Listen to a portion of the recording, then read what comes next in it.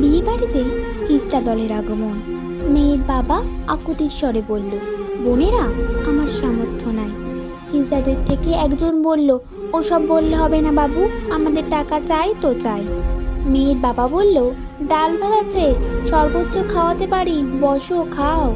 হিজড়েরা একসঙ্গে বলে উঠল, দাওয়াত তো দাও নাই, বিনা নিমন্ত্রণে কেন খাবো? আচ্ছা, এখন দিলাম, কাল তোমাদের সবার নিমন্ত্রণ রইল, খেয়ে যেও। পরের দিন হিজড়ারা দল বেঁধে হাজির।